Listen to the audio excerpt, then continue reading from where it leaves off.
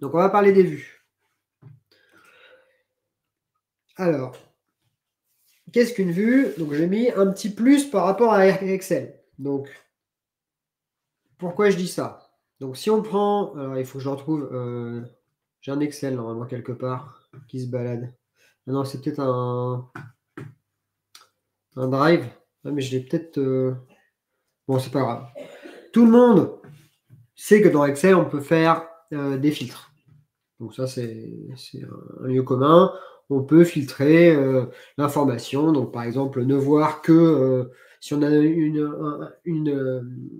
un fichier Excel avec une feuille Excel avec une liste de personnes. Si je veux voir tous les gens dont le nom commence par A, bah, je peux le faire. Ou les gens qui ont une date de naissance après telle date, je peux le faire aussi. Donc, on peut faire ce type de filtre. Donc c'est très bien parce qu'on peut aller chercher de l'information rapidement, mais bah, ça s'arrête là. Et Airtable est arrivé sur le marché avec un nouveau concept qui s'appelait le concept de vue, qui est le suivant. C'est cool de pouvoir faire des filtres. Donc, pour avoir juste le nom qui contient, par exemple, A et T. Voilà. C'est cool de pouvoir faire ça.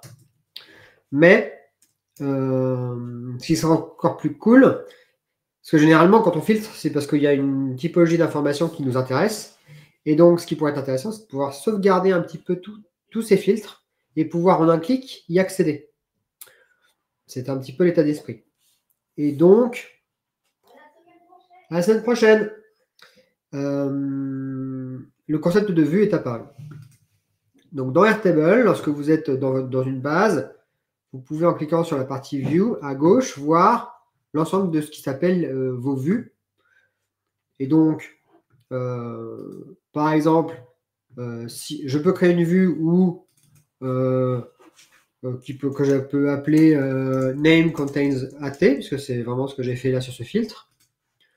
Mais je peux aussi, si je duplique cette vue, en faire une work at Microsoft. Microsoft. Aïe, aïe, aïe, aïe. Work at Microsoft. Et donc, on prend la compagnie et on dit is Microsoft. C'est bon ça? Non, c'est pas bon. Il y a peut-être un majuscule. Voilà. Voilà. Et donc on peut, comme ça, créer des vues les unes après les autres. Voilà. Donc ça paraît, voilà, c'est un petit peu le système de base. Alors, aujourd'hui, dans Excel et même dans Google, on peut faire des espèces de vues, mais je trouve que c'est pas au cœur du système. C'est-à-dire que c'est mis au même rang que plein d'autres propriétés. Et c'est vrai qu'Airtable a souhaité mettre ces vues vraiment bien en évidence, accessibles. Et ça, c'est pour moi un élément vraiment important et différenciant. Et ils les ont mis notamment en liste à gauche, à la différence de certains autres outils, comme TimeTonic pour ne pas nommer, qui a mis les vues en haut, là, comme ça. Ce que je trouve absolument très bizarre, d'un point de vue expérience utilisateur, puisque des vues, bah, tu peux en avoir des dizaines, des dizaines, des dizaines, et c'est beaucoup plus simple de scroller comme ça en descente, plutôt que d'aller à droite, à droite, à droite. Tu as très peu de visibilité sur ce qui se passe. Alors que des tables, ok, tu en as 10, peut-être 20, mais jamais plus. Alors que des vues, très clairement, tu peux en avoir beaucoup plus que ça. Alors effectivement, on verra ça plus tard sur le côté préfiltrage, c'est plutôt les usages des vues, enfin, à quoi ça sert, voilà. Qu'est-ce que j'ai à dire d'autre? Oui, donc il y a la barre latérale, on peut nommer. Donc là, et pour l'instant, je n'ai parlé que d'un type de vue qui est ce qui s'appelle la vue grid, mais Airtable permet, je vais le mettre ici, par exemple, propose ici différents types de vues qui peuvent avoir différents usages. Grid, bon, ça, tout le monde connaît. Kanban, les gens connaissent notamment grâce à Trello, puisque cette logique de carte et qu'on déplace, c'est quelque chose que beaucoup de gens connaissent. Alors là, ça n'aura pas trop de valeur, je vais l'afficher par rapport au type, mais c'est plutôt dans des logiques de process, où on avance dans un process et donc on déplace les cartes au fur et à mesure qu'on avance dans le process. Alors moi, je trouve ces types de vues pas spécialement pratiques, notamment parce que en fait, on ne bouge avec ça qu'une variable. Une variable qu'on pourrait très bien bouger comme ça.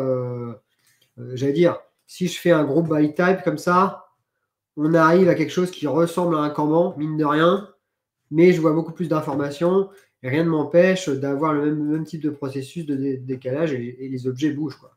Voire même, je suis sûr que je peux aller le bouger comme ça, voilà. Donc, j'allais dire entre bouger dans mon Kanban ou bouger dans ma grid view directement, bah, j'ai autant à aller faire ça.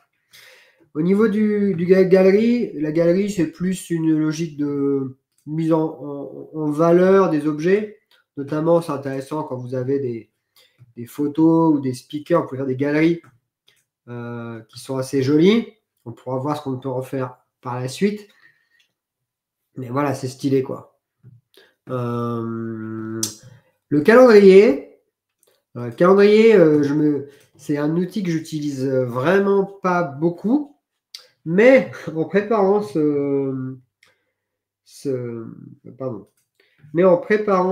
cette session, salut Luc, j'ai remarqué que au niveau des calendriers, j'avais jamais fait ça, mais on peut avoir un calendrier en mode Google Calendar jour par jour, quoi. Et j'avoue que j'avais pas identifié ça. Alors, l'avantage que ça a, alors, si je recule, alors je ne sais plus où sont les champs. Ouais, voilà. Mais si Start Date 2024, on va essayer d'aller les chercher dans le calendrier. Normalement, alors je crois que c'est sur le. Pardon. Je sais plus. Alors là, c'est.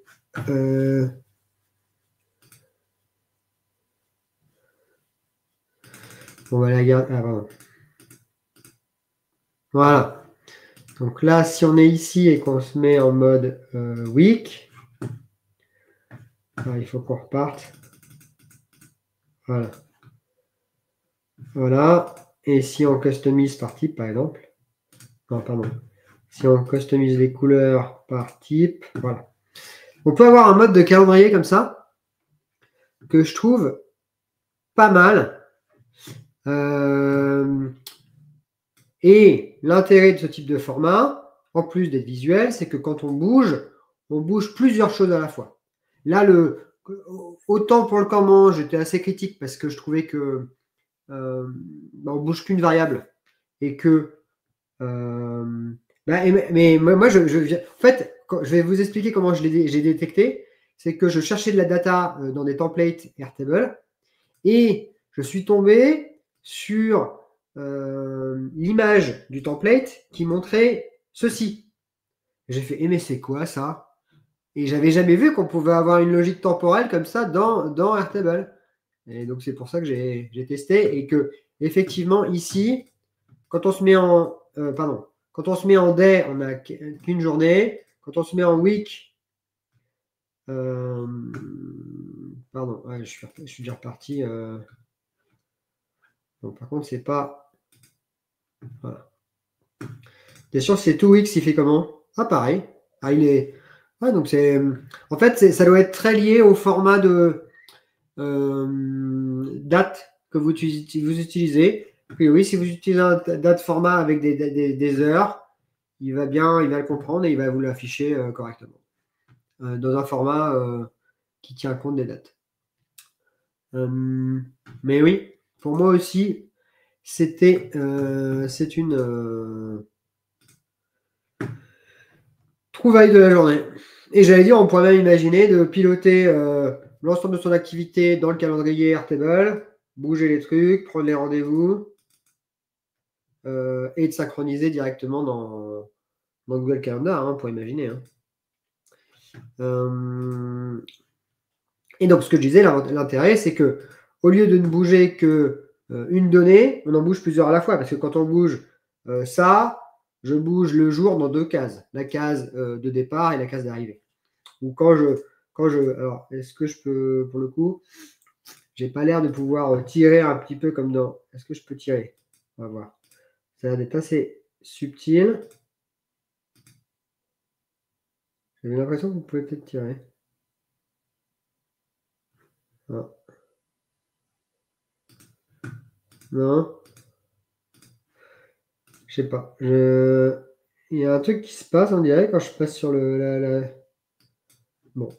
L'idéal serait de pouvoir aussi un petit peu tirer et augmenter ou diminuer la case. Là, en l'occurrence, j'ai l'impression qu'on peut juste essentiellement bouger les cases. Donc, pour le calendrier, pas mal. Timeline. Bon, j'ai pas envie de trop d'en revenir dessus. Je crois que j'en avais déjà fait une vidéo dessus. C'est un format qui est assez intéressant. Qui est une alternative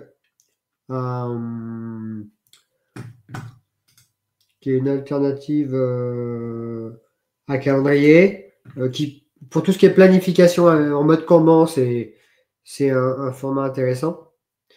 Non, c'est plutôt le Gantt, mais la timeline permet quand même de faire des choses intéressantes. Bon, je ne vais pas m'attarder dessus, mais là aussi, quand on bouge, on peut bouger plusieurs choses à la fois, quoi. Et notamment là pour le coup, on peut bouger la longueur et bouger. Et donc là, en faisant ça, effectivement, à la fois on a une représentation intéressante et on peut bouger plusieurs informations en même temps.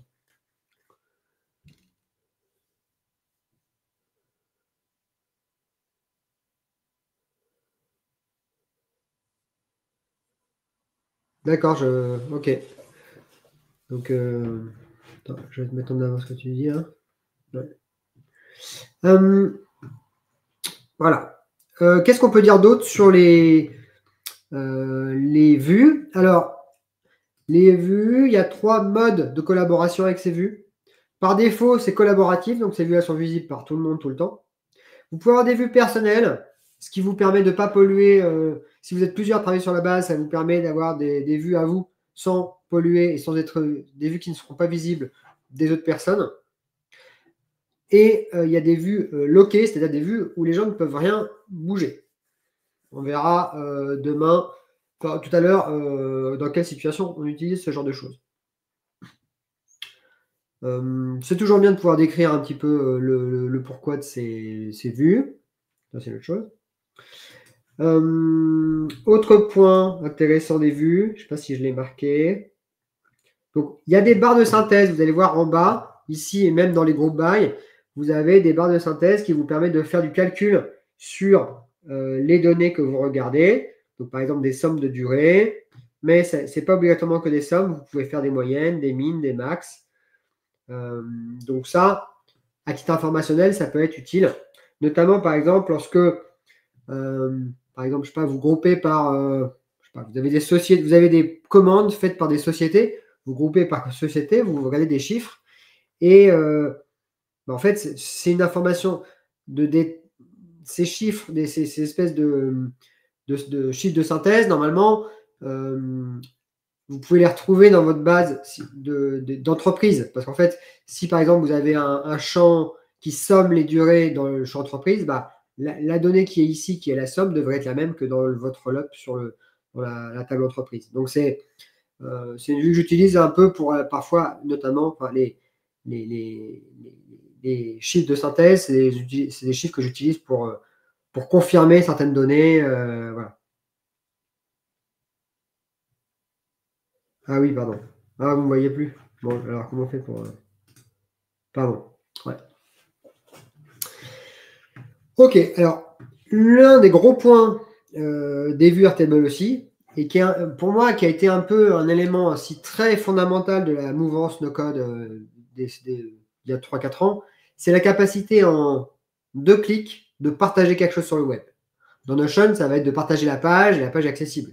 Dans Airtable, c'est la capacité en faisant un create link to a view de pouvoir partager sur Internet à n'importe qui, des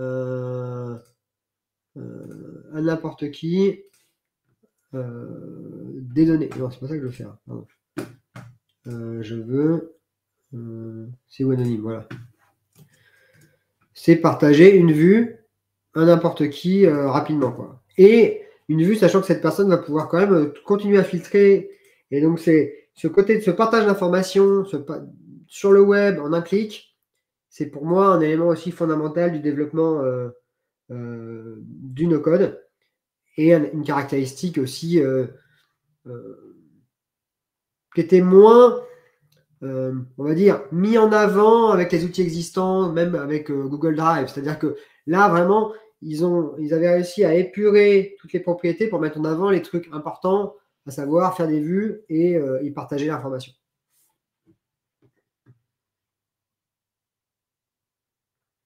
Ok, donc sur la partie vue toute simple, enfin, présentation générale des vues, je pense qu'on est bon. Est-ce que vous pensez à d'autres éléments importants des vues qu'on n'a pas abordés, à part les usages, de qu'est-ce qu'on en fait? Alors, on peut aborder ça tout de suite, effectivement, mais je préfère l'aborder juste après dans la partie qui va suivre. Est-ce que vous voyez d'autres choses sur les vues qui sont importantes à savoir? Alors, oui, si, il y a un gros point, c'est que je n'ai pas mentionné. C'est que ces vues, elles sont vraiment configurables dans leurs ensembles. Ce n'est pas qu'une logique de filtrage. C'est aussi une logique de visibilité de l'information. Vous ne pouvez potentiellement afficher que certaines informations, trier d'une certaine façon spécifique, mettre des couleurs spécifiques, grouper spécifiquement. Et ça, finalement, vous pouvez, si vous êtes plusieurs à travailler dans la base, alors il y a les interfaces maintenant, mais dans la base, d'avoir des espaces de travail ou des vues de travail personnalisées et dédiées à ce que vous devez faire. Et ces vues peuvent être vues quasiment comme des to-do. Ça, c'est un élément... Alors, on va en reparler après sur les nomenclatures d'écriture, notamment... alors, c'est juste après. On va en parler sur les différents types de vues que je mets tout le temps. Je numérote pas mes vues. Je numérote mes automatisations, mais je numérote pas mes vues. Par contre, je les classe depuis quelques... Ouais, ça va faire 2 ans qu'on peut créer des sections. Donc, si vous avez une section, je sais pas, par utilisateur, donc il y a Julien, il y a les vues de Julien qui sont là. Vous pouvez... Il y a différentes façons de trier, mais une des façons de faire, déjà, c'est de trier par membre de l'équipe. Si vous êtes plusieurs, il y a Eric. Si vous êtes plusieurs membres d'équipe, vous pouvez mettre vos vues dans votre espace. Donc déjà, vous savez que c'est là où vous devez travailler. Ça, c'est une possibilité. Mais en tout cas, je les numérote pas. Alors, deuxième partie. Alors, les 5 types de vues utiles dans tous les projets Airtable. Donc, c'est un petit peu moi ce que j'ai tout le temps et dont je voulais un petit peu parler. Donc, j'ai mis 5 vues et puis un truc supplémentaire qui est un dossier. Donc, moi, alors, vue all, create today, modify today, ce que j'appelle control et filter. Alors, donc, la vue all, j'en ai vu aussi certains qui s'appelaient ça DES. C'est une vue où vous mettez toute la data et que vous triez idéalement par date de création. Donc, vous pouvez created time. Oui. Ok. Ça vous permet d'avoir une espèce de log de tout ce qui a été créé. Vous pouvez le mettre dans n'importe quel sens. Idéalement, mettez peut-être les derniers créés en haut. Comme ça, vous avez vos données. Voilà. Et l'idée, c'est de mettre tous les champs. Donc, rien n'est caché. Ça, c'est une première vue que je fais tout le temps. L'autre vue que finalement pas tant de ce genre que ça font, mais c'est de savoir, bon bah, j'ai des vues de travail. Généralement, ces vues de travail, elles ont un objectif particulier, ou alors elles ont un nom, donc elles doivent rester ce qu'elles sont. Et quid de quand je souhaite on peut faire n'importe quoi, ou bidouiller, ou tester.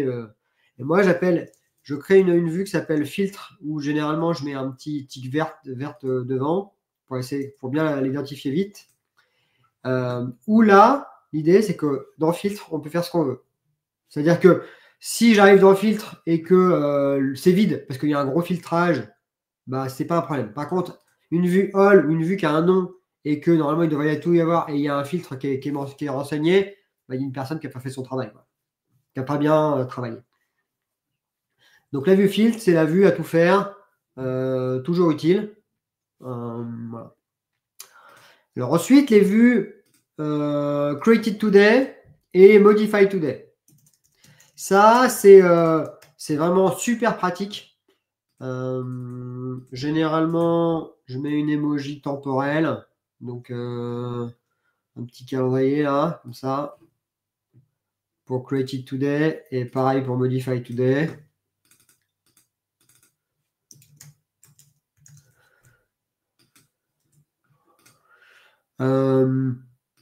Donc, Created Today, c'est comme j'ai créé un champ de création, ça c'est simple, facile. C'est is today. Et là, modify today, il faut un champ last modify. Ça, c'est aussi un point. Alors, c'est pas particulier, pas lié aux vues, mais c'est une particularité d'Airtable par rapport à Excel. C'est ce type de données qui a beaucoup de valeur pour faire du suivi, pour comprendre ce qui se passe. Notamment, est-ce que les gens modifient certaines données ou non? Ça vous peut permettre de voir si les dossiers avancent ou n'avancent pas, ou si les gens travaillent ou ne travaillent pas. C'est quand même un point intéressant. Et là, c'est Modified Today. Voilà. Et donc, si par exemple, prenons un exemple, ici, John Smith, il est plus CEO, mais il devient CTO. Je ne sais pas pourquoi, mais imaginons. Et ben, c'est une ligne qui a été modifiée aujourd'hui. Et donc, ça permet en fait ce type de vue, mais qui pourrait être décliné à plein d'aspects. Hein. Là, c'est Created Today ou Modify Today. Voilà, ça vous permet de voir si. Alors, ce serait plutôt peut-être sur les sessions, mais de voir est-ce qu'il y a des trucs qui ont évolué depuis la dernière fois ou est-ce que où les gens ont travaillé aujourd'hui. Voilà, c'est des vues un petit peu qui vous permettent de voir des dynamiques et aussi quand vous faites des tests que vous créez via vos automatisations, vous créez des objets, d'avoir des vues comme ça, created et modified vous permet de directement aller voir ces objets que vous venez de modifier ou de créer. Alors, la vue, ce que j'appelle contrôle ensuite, c'est plus une classe de vues, ce sont les vues de contrôle. Ce qui se passe, c'est que lorsqu'on manipule de la donnée, à partir du moment, on se rend compte que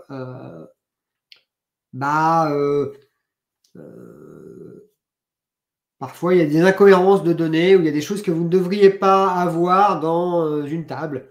Je ne sais pas, par exemple, si la date de naissance est ultra ou l'email est ultra indispensable dans vos données et qu'il n'y a pas un email quelque part, ça, vous voulez le savoir.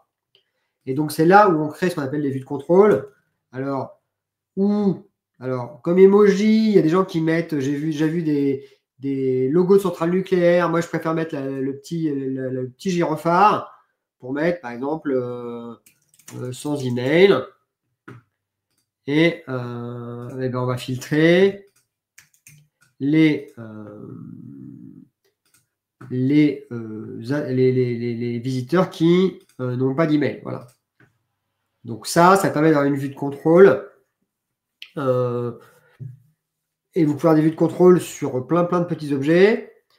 Alors ces vues, elles peuvent avoir deux types d'usages. Soit Airtable, c'est votre outil de travail, vous y êtes au quotidien.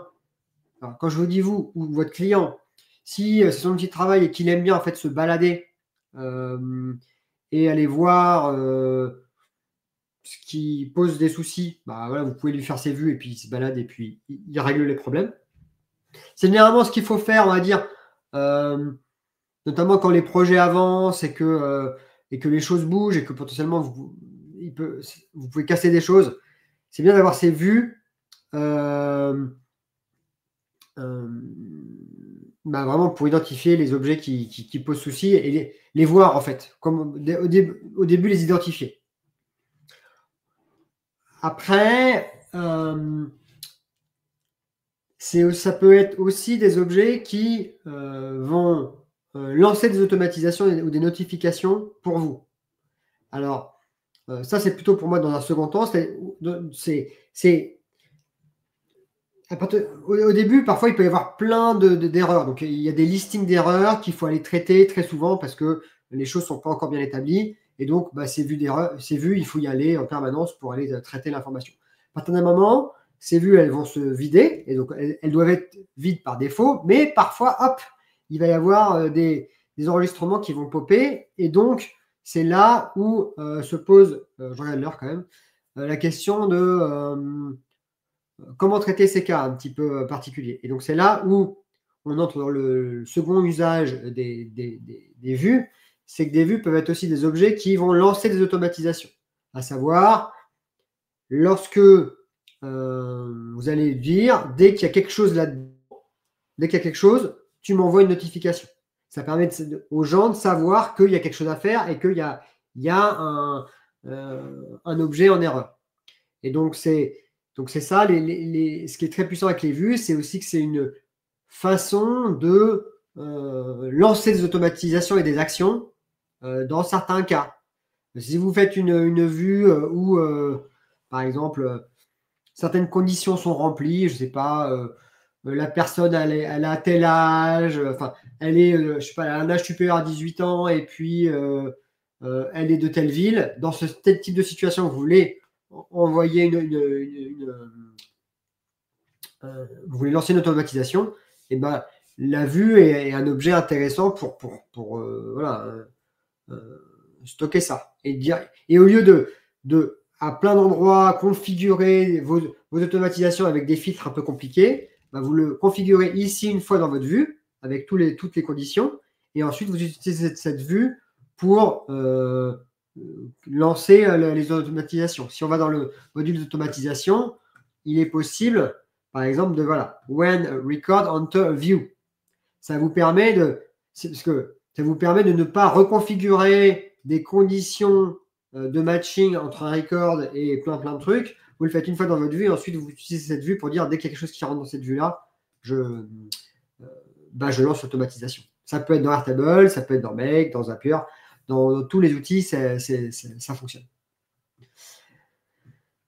Dernier point, mais en lien un petit peu avec ces vues de contrôle et ces logiques d'automatisation. Moi, j'ai toujours une section qui s'appelle Dev, où au sein de cette section Dev, je vais mettre toutes les vues qui vont être utilisées par des automatisations. Et alors, ce que je fais en particulier généralement, c'est que cette vue, dans la description, je vais dire utiliser dans auto et je vais mettre la numérotation de l'automatisation. Donc, il peut y avoir une numérotation dans les automatisations Airtable et une numérotation dans les automatisations Make. Et donc, je mets la référence en fait de où cette vue est utilisée. Parce que sinon, c'est un peu compliqué d'avoir la traçabilité. Donc, c'est important de mettre le lien entre ces vues et là où vous l'utilisez. Par exemple, là, on peut mettre utiliser dans auto que je peux appeler A3 pour Airtable 3.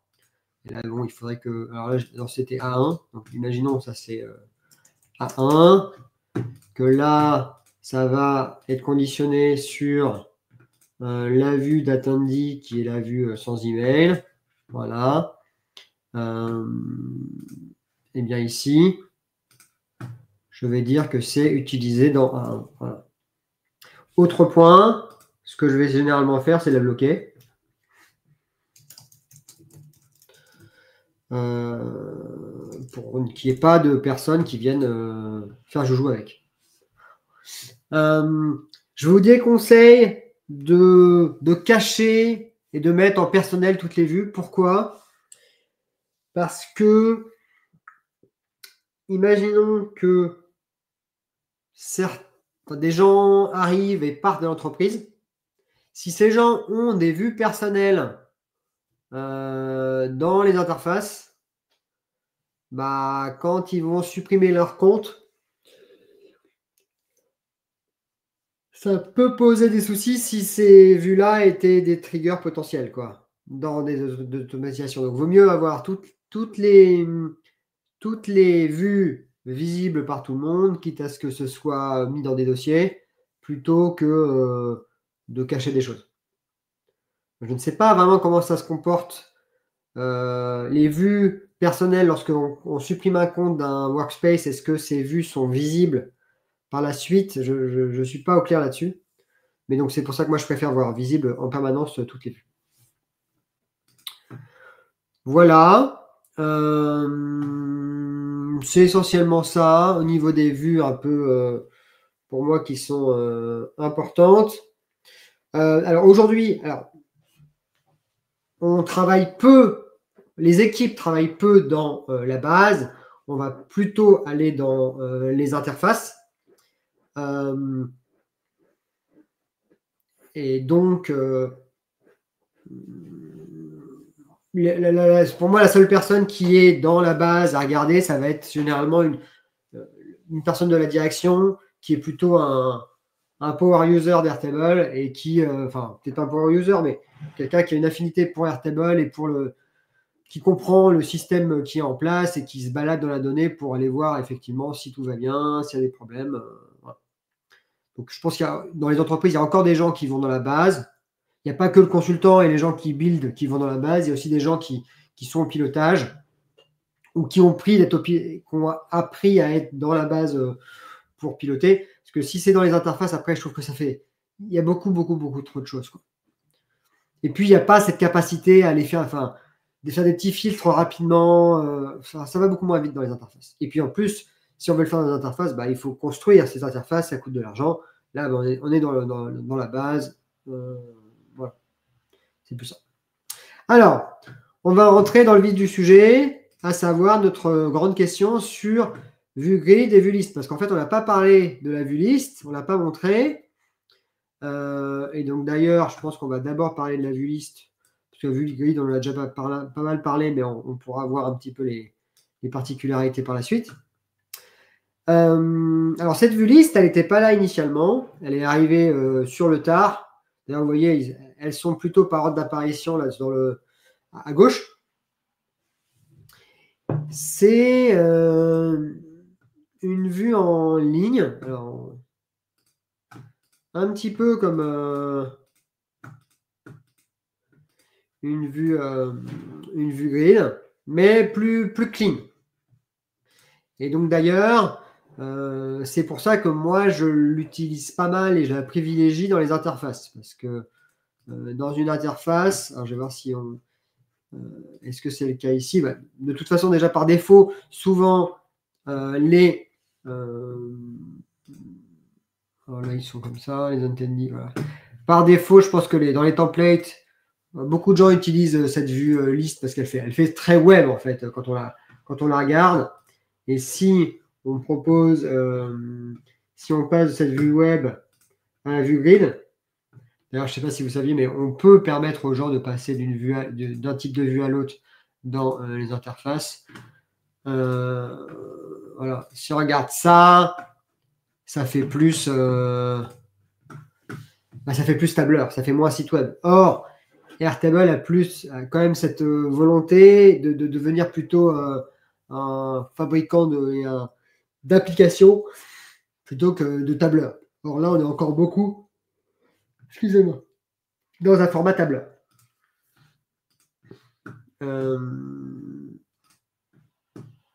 Donc au niveau des usages, voilà, là, quand on est là-dessus, on a quand même une vue assez intéressante, clean, et qui fait web, quoi, très clairement.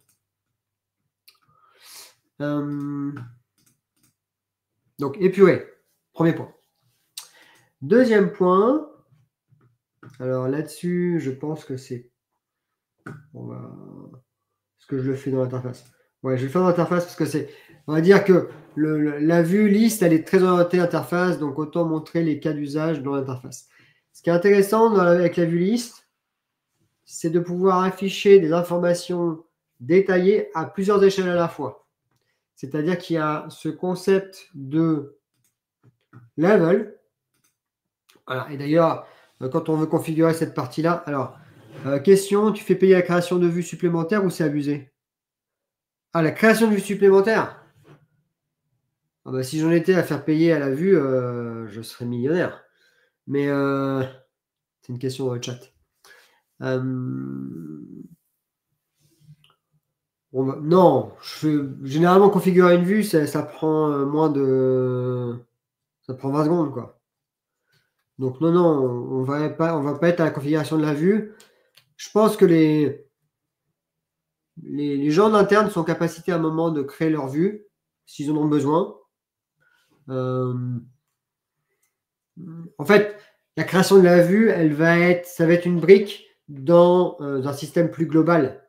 C'est-à-dire que tu vas créer cette vue pour trigger une automatisation. Et donc, la vue plus automatisation, tout ça, ça fait partie d'un système global qui est payant. Mais la vue en elle-même, c'est pas une brique suffisamment petite pour que je la fasse payer, quoi.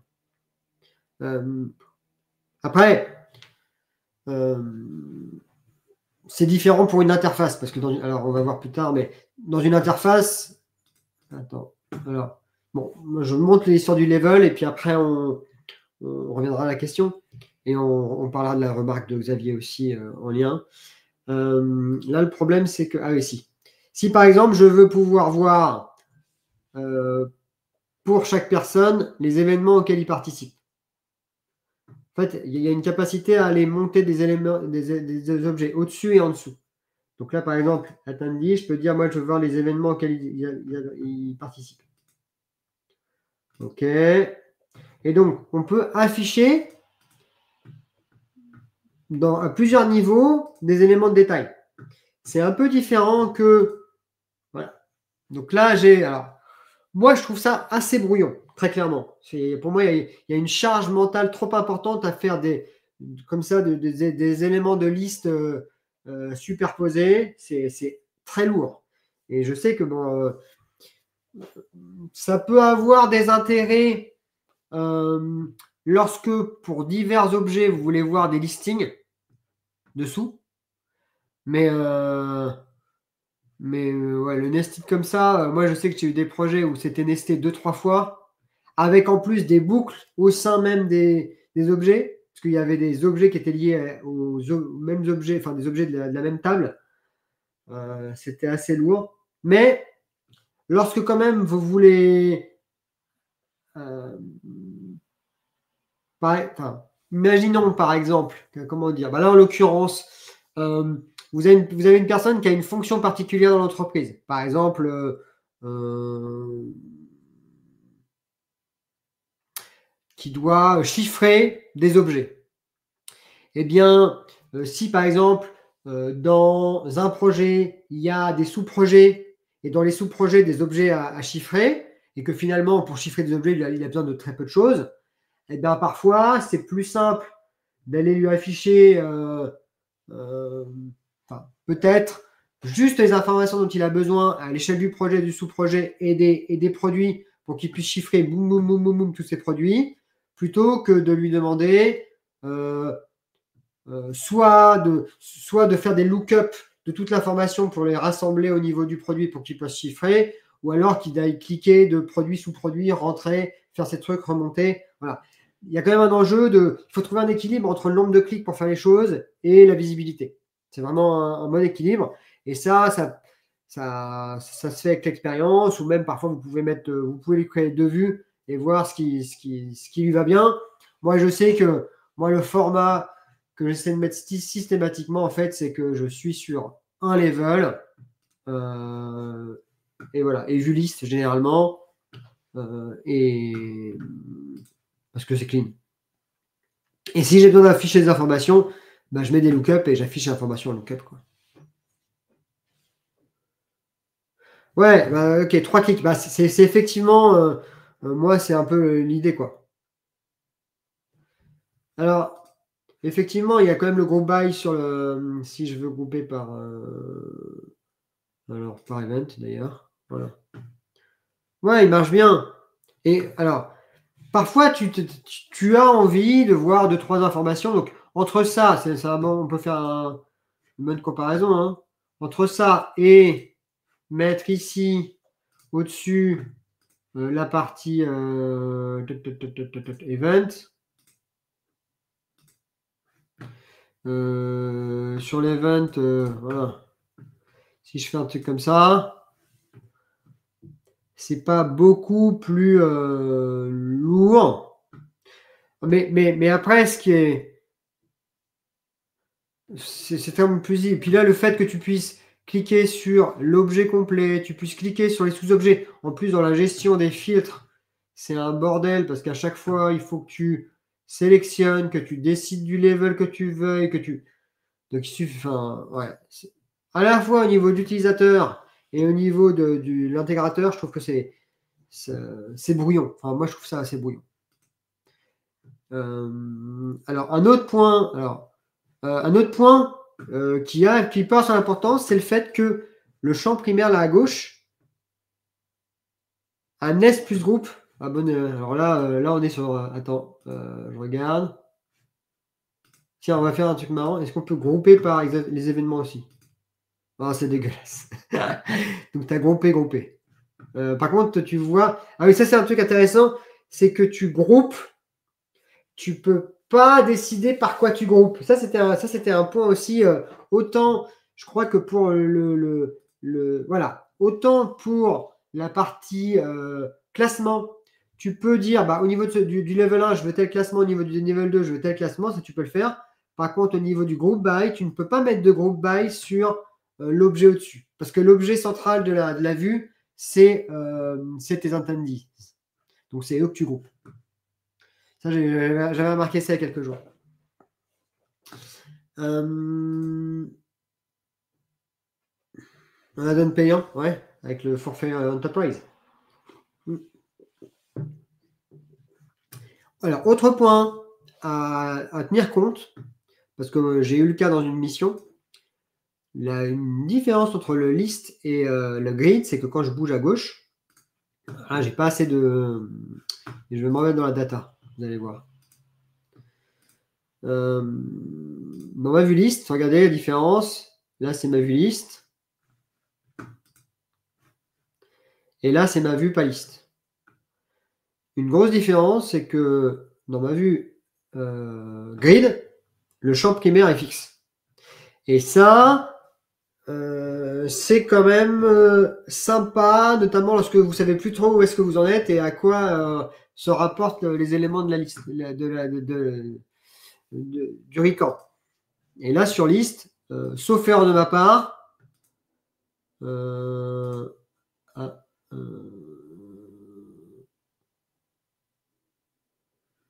sauf erreur de ma part, vous ne pouvez pas. Par contre, ce que vous pouvez faire, c'est rajouter ce qui s'appelle un prefix field qui ressemble à une espèce de bouton comme ça, qui est assez clean, alors que ici, c'est pas quelque chose que vous pouvez faire. Donc vraiment, il y a vraiment ce côté, on sent vraiment que l'interface, ici, on est vraiment dans une logique. Alors ça, je trouve ça très moche. Ce tagage à gauche là. Mais pour juste des boutons, des cases à cocher, c'est assez cool. Ce côté champ préfixe, voilà, confirm par exemple, voilà, c'est ça. Là, je trouve ça assez sympa, quoi. Tu coches pas, ça fait très web en tout cas. On va enlever le. Non. Que dire d'autre? Alors, il n'y a pas de barre de synthèse. Ça peut poser souci lorsque, par exemple, les données financières vous intéressent, vous avez envie de voir les données financières. Alors, ce qui peut remplacer la barre de synthèse, c'est le fait que sur l'objet, par exemple, du groupe by, vous pouvez avoir des roll-ups qui calculent des choses. Et donc, par exemple, si vous avez des prix là, vous pouvez afficher la somme des prix au-dessus comme un champ de l'objet utiliser en groupe by. Mais voilà, vous ne pouvez pas. Alors que là, si je change de style et je permets d'aller en format green, et que j'y vais d'ailleurs, pas galerie. Ah, j'ai mis galerie. Je veux grid. Voilà.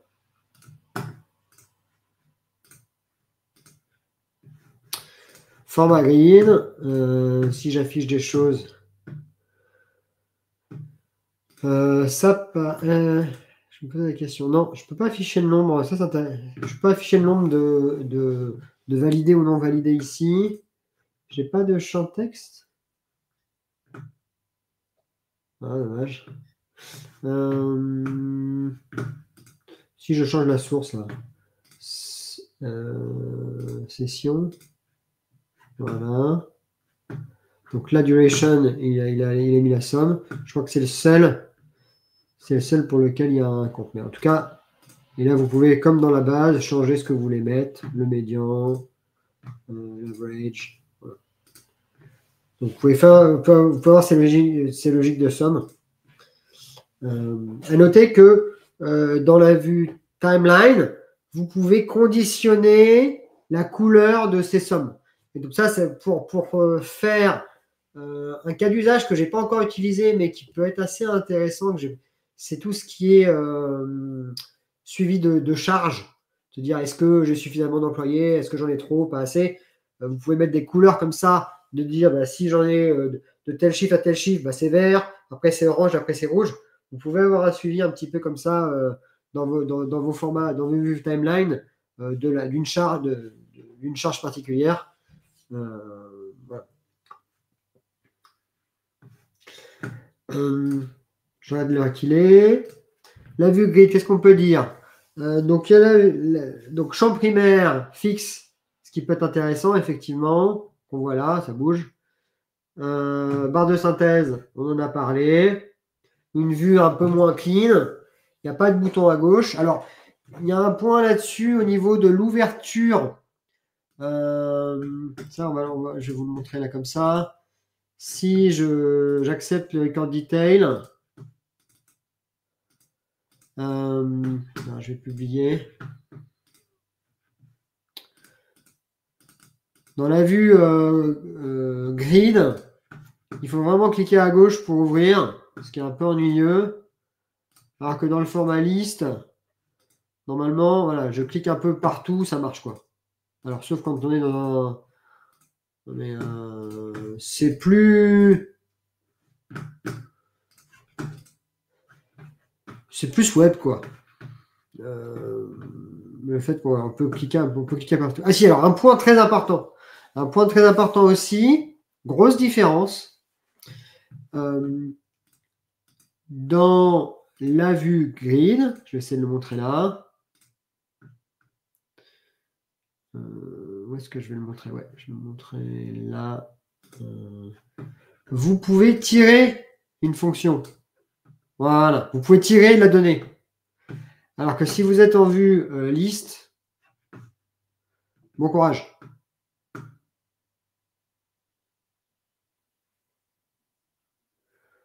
Bon. Là, si j'affiche la start date ou la end date, je sais pas où ils sont. End time. Là, il n'y a pas de logique de tirage. Vous faites une à une. Et donc, dans certains cadres où le client va avoir besoin, alors c'est généralement pas sur ces vues-là, mais dans des vues de détail où vous avez des tableaux, genre des listings avec des objets, genre typiquement des tâches, parfois il veut tirer à fait toutes les tâches. Et ça l'ennuie de mettre done. Donc, ça aussi, c'est un paramètre à prendre en compte lorsque vous choisissez le type de format. Est-ce que la personne a besoin de mettre done sur plein de records de façon rapide?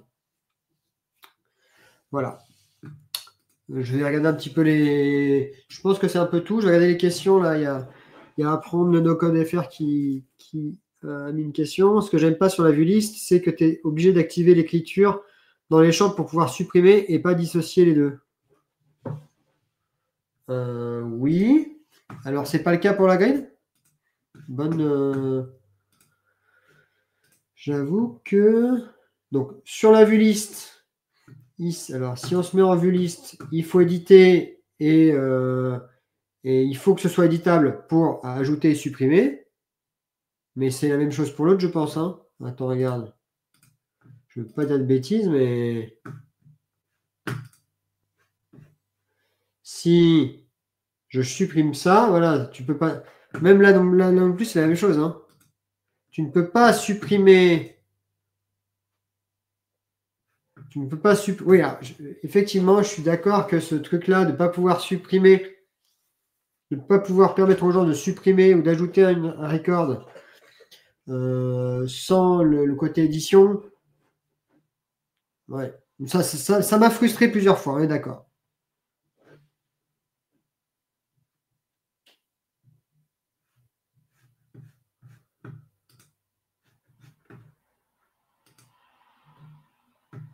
Sur ce côté de permettre l'édition ou non, je ne sais pas précisément, il faut demander à des experts en dev comme Xavier le pourquoi de ce type d'approche, ou est-ce que c'est un choix voilà.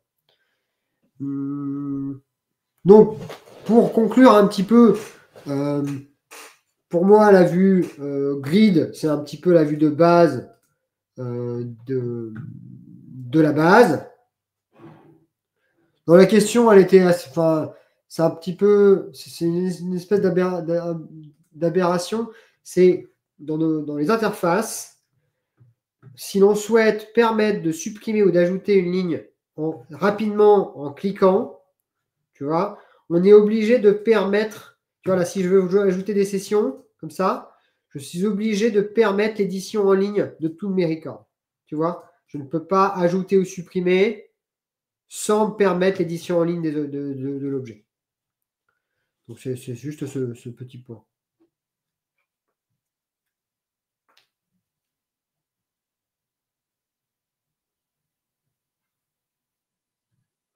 Oui, tu as vu, ça c'est un truc effectivement que pas mal de gens ne connaissent pas, le fait que tu peux choisir. Et ça peut être intéressant parce que dans certaines situations, notamment, bon, entre liste, galerie, grid, non, mais par exemple, entre liste et calendrier ou liste et timeline, ça peut avoir un intérêt de vouloir voir au niveau gestion de projet, ça a quelle tête et au niveau juste les tâches à faire, quoi.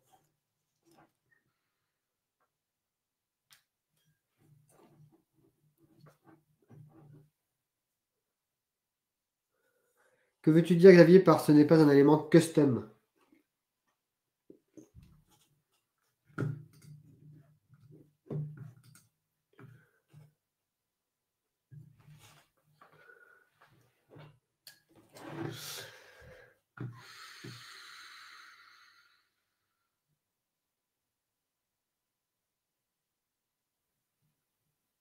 Oui, c'est très possible. En tout cas, je pense qu'il y a une question de gestion des accès à la donnée ou un accès de suppression, une suppression, c'est un type de modification. Et donc, tu ne peux pas permettre de modifier sans avoir été au niveau d'avant. C'est un petit peu voilà, l'esprit que je vois, quoi. Enfin bon. Est-ce que vous avez d'autres questions sur ça ou d'autres choses? Un point intéressant sur les interfaces, bon, qu'on y est, parce que j'ai une cliente qui s'est gourée il y a peu de temps. Un point très important, si par exemple vous faites une interface comme ça liée aux participants d'un événement et que vous refaites, donc là on a les attendees, vous regardez une page de détail ici, hein. Ok, il y a cette page de détail, et que vous dites, allez, je vais recréer une page d'attendee parce que j'ai envie de voir un autre type d'information, et que vous commencez à vous dire, bon bah je vais modifier, pour cette page-là, je vais modifier la page de détail, je vais mettre ça ici, je vais bouger ça là, je vais supprimer ça. Ok, c'est bon, je publie. Il faut vous rendre compte que en faisant ça, comme je viens de le faire, vous avez modifié les deux pages de détail, à la fois de la première et de la deuxième. Pourquoi? Parce que, en fait, il faut bien identifier que chaque page de détail, une interface, pardon, a, voilà, elle est caractérisée ici, en fait.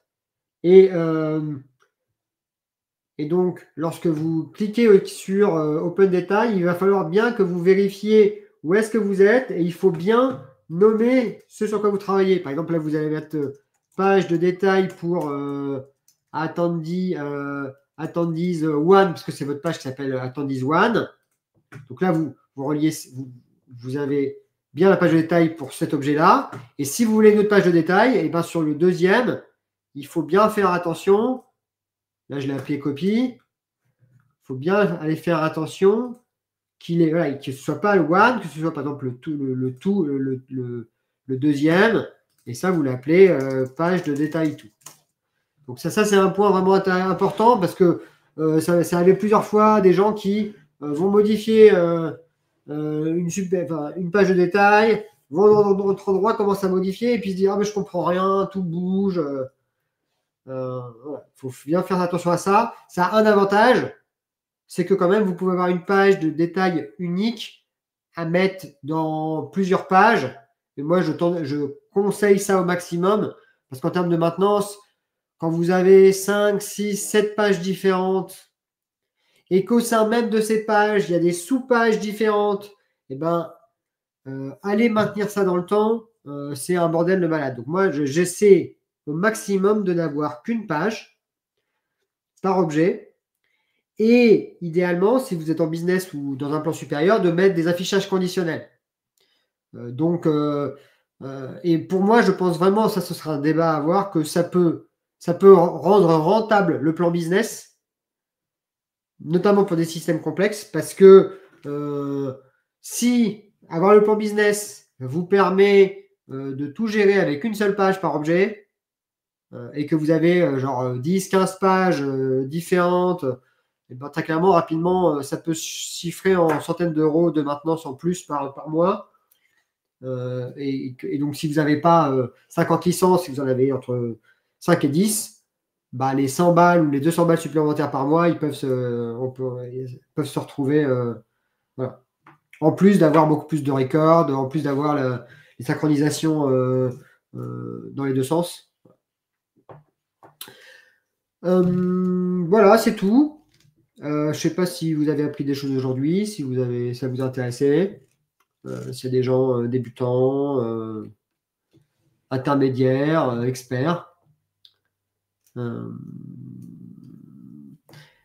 Dernier point, dans 2 semaines, ce qu'on va faire, ce qui est prévu, ça va être un truc un peu marrant, c'est que j'ai demandé aux autres consultants de faire le projet Airtable qui est demandé par Airtable pour être certifié. Donc moi, j'ai eu à le faire pendant les vacances de Noël. Je l'ai fait avec Noam. Donc déjà, on a échangé entre deux projets. C'était intéressant de voir comment on répond à un vrai projet qui était demandé. On avait des similarités, mais aussi des différences qui étaient assez enrichissantes. Et donc, l'idée, c'est que dans 2 semaines, chaque personne qui a fait le travail de faire son petit projet prenne 5-10 minutes pour le présenter et on va tous passer et voir un petit peu les différences et les similarités entre nos façons de faire. Et je trouve que c'est une des meilleures façons pour apprendre un petit peu des autres et d'avoir des idées. Donc voilà. Donc n'hésitez pas à venir dans 2 semaines au Airtable Arena de mardi.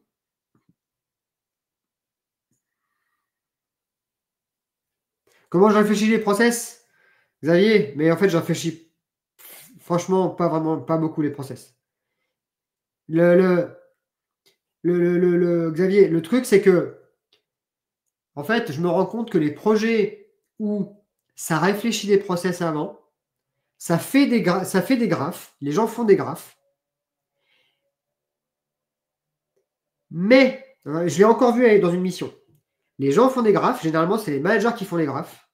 Et au final, quand moi je tape à la porte des gens qui travaillent et je leur demande, tu peux me montrer tes Excel de travail? Je me rends compte que c'est toujours plus compliqué que les beaux graphiques que les managers ont fait. Donc moi, je prends les Excel des équipes métiers, j'intègre les Excel des équipes métiers dans Airtable, je les intègre en termes d'interface si c'est intéressant, et en fait, je remonte peu à peu, et je suis plutôt à me dire, je vais d'abord essayer d'apporter de la valeur à une petite échelle, pour qu'ensuite, en fait, on aille recoller les morceaux. Alors, je sais que les gens n'aiment pas trop ça parce qu'on a moins une vision globale de ce qui se passe et qu'en architecture, les gens disent on peut avoir de la dette technique, patati patata. Moi, d'expérience, je trouve que l'architecture, j'allais dire, tant que tu as une table par objet, que tu commences à relier les objets un peu correctement, les trucs se mettent en place peu à peu, quoi. Et c'est vrai que les process, en tout cas, sur la partie, tu vois, automatisation, des choses comme ça, pourquoi pas, mais notamment sur les données dont on a besoin, sur les objets qui bougent dans différentes étapes d'un processus, il n'y a rien que mieux que les vrais outils de travail des gens du terrain. Et donc, généralement, c'est aller regarder les Excel, quoi. Ce que, généralement, les managers n'ont jamais fait. Donc, moi, je prends les Excel et je regarde qu'est-ce que je peux en faire pour en faire quelque chose d'intéressant dans Airtable qui va apporter de la valeur à la personne en question. Et aussi, idéalement, c'est bien d'avoir les deux. Tu as les graphes des gens qui sont un petit peu haut placés, tu as les Excel, tu pars des Excel et tenant compte des diagrammes, tu commences à construire le système. Et tu essaies de mettre les gens le plus vite possible sur les outils et ensuite tu itères. Sachant que ce qui est bien, c'est que quand tu as quelqu'un en interne qui touche un petit peu, bah, c'est lui qui fait le travail d'ajuster les petits bugs, de faire les réunions.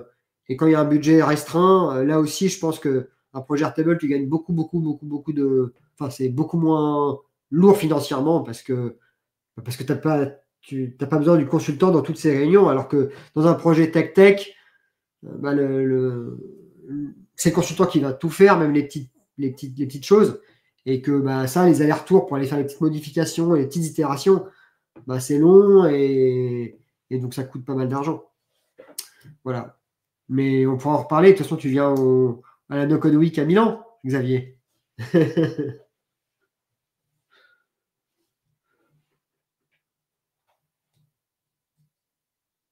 Non.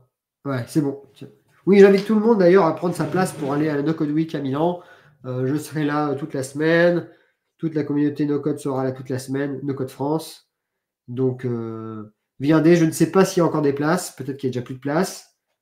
Mais si vous voulez rencontrer des gens de l'écosystème, progresser, poser vos questions, co-construire, jouer à Mario Kart, défier Xavier à Mario Kart, me défier à Mario Kart, manger des empanadas, enfin ce sera peut-être plutôt des pizzas là-bas, bah venez, hein, c'est vraiment le genre d'événement auquel il faut participer.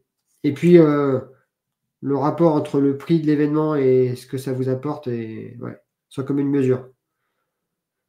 Oui, moi aussi je suis nul, Xavier, à Mario Kart. C'est pour ça qu'on est des bons clients et qu'il faut venir nous défier. C'est ça. Allez, bon bah il est alors 14h08. Merci aux gens qui étaient là pour discuter. Et puis je vous donne rendez-vous dans 2 semaines pour parler concret là, projet, présentation de projet, présentation de livrable. Moi je présenterai le mien, je pense que Noam on verra s'il sera là. Et puis j'essaierai de motiver 2-3 personnes à faire le projet avant de le présenter. Voilà. C'est une façon aussi de. Bah, au-delà de tout le blabla, voilà, construire des choses et se mouiller, quoi. Voilà. Je vous dis tous à très bientôt. Bonne journée, bonne semaine, encore bonne année et la santé. Travaillez bien et puis à très vite. Salut!